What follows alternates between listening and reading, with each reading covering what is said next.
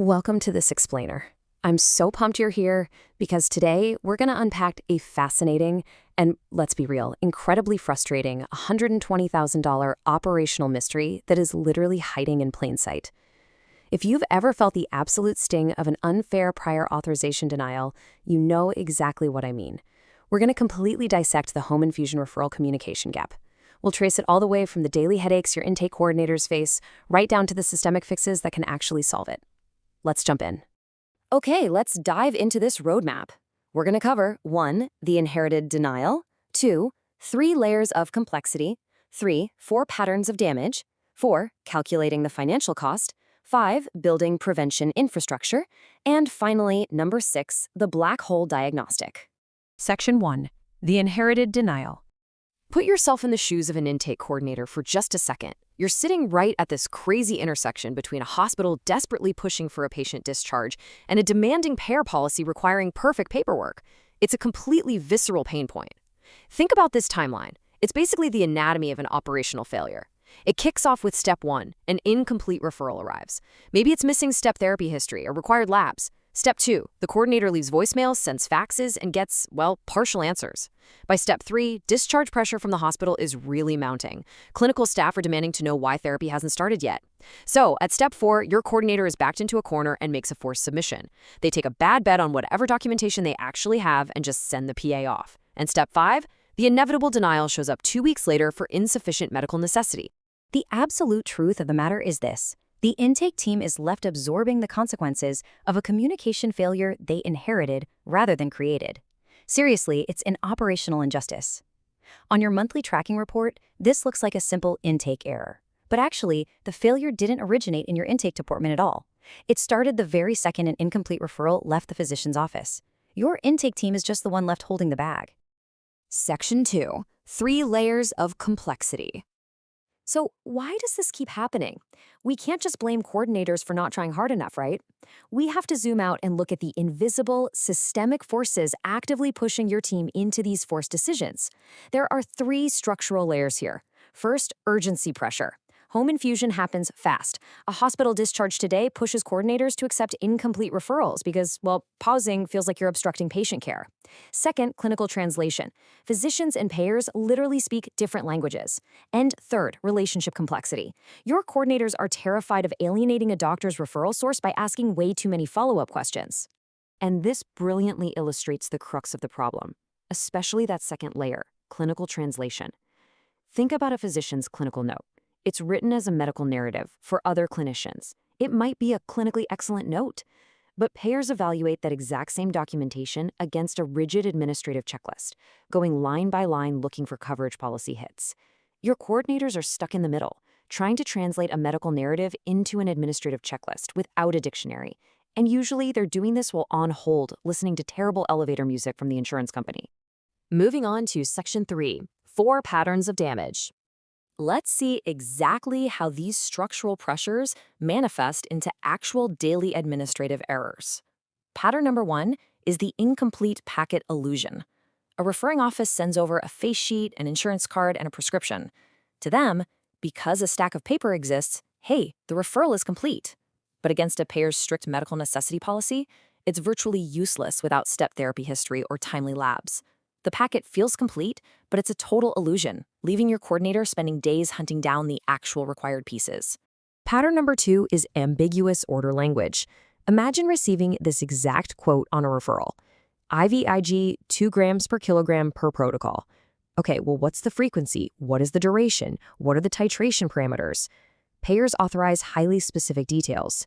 When orders arrive this vaguely, your intake team just has to guess what to authorize, and your billing team is left completely stranded when it's time to actually process the claim. Then we have pattern number 3, the face sheet insurance assumption. Hospital discharge planners love to send a face sheet as the definitive insurance documentation. But remember, that face sheet is just a snapshot of the exact moment of hospital admission. It rarely captures secondary payers, and it almost never gets Medicare secondary payer status right. Treating this single snapshot as a complete insurance picture absolutely guarantees massive coordination of benefits failures and silent revenue leaks months down the line.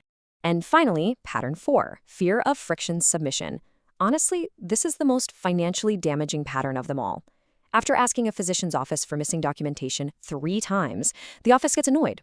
Fearing they might damage the relationship or lose future referrals, the coordinator just submits the incomplete prior authorization anyway. They're trading an uncomfortable conversation today for a guaranteed denial 2 weeks later. Multiply this by every coordinator every week, and it is devastated. Section 4. Calculating the financial cost. Let's move to and see how this builds, quantifying the sheer pain of these daily communication gaps. Let's look at the math. Take a baseline of 150 monthly claims. If 15% require prior authorization, that's 22.5 cases. If roughly 30% of those involve a serious communication gap, we're looking at about 7 cases a month. Now let's say the average claim value is $2,400. Because these specific denials have a terrible recovery rate, meaning 60% are entirely unrecoverable, well, 7 cases times a 60% failure rate times $2,400 results in a monthly loss of $10,080. So the crucial point is that becomes $120,960 a year, over $120,000 in completely preventable revenue loss. And this isn't from drug cost increases or sweeping payer policy changes. This is simply cash vanishing into thin air because of a lack of systematic communication infrastructure between your organization and the doctor sending you patients. You might be wondering, why is the recovery rate on these appeals so low? It all comes down to the prevention window. If a payer's policy requires a lab drawn within the last 6 months and you didn't get it at the time of referral, no appeal is going to magically change that outcome. You literally cannot reconstruct clinical reality after the fact. The prevention window slams shut the moment the referral was accepted without it. Section 5. Building prevention infrastructure. It's time to pivot away from calculating the loss and placing blame and actually fix the root cause. How do successful organizations do it? By building concrete systems. The solution isn't hiring more aggressive coordinators. It's building these 4 specific components to completely remove the judgment call from the individual. First, you need therapy-specific referral checklists written for the physician's office. Second, tiered escalation protocols. Third, hard stop intake boundaries, a minimum viable referral standard before a case even enters the workflow. And fourth, referral source performance tracking, so you can have evidence-backed conversations with clinics that chronically send incomplete data. Let's look closer at that second point, the tiered escalation protocol. This is exactly how you cure that fear of friction. Step 1, the coordinator handles the first contact. But if there's no response in 24 hours, step 2 kicks in and a clinical liaison takes over. If another 24 hours passes, step 3 activates and your medical director conducts a peer-to-peer conversation with the physician. By structurally moving the conflict up the chain of command, you explicitly remove the weight of that relationship off a single coordinator's shoulders. It's brilliant. Which brings us to our final takeaway, Section 6, the black hole diagnostic.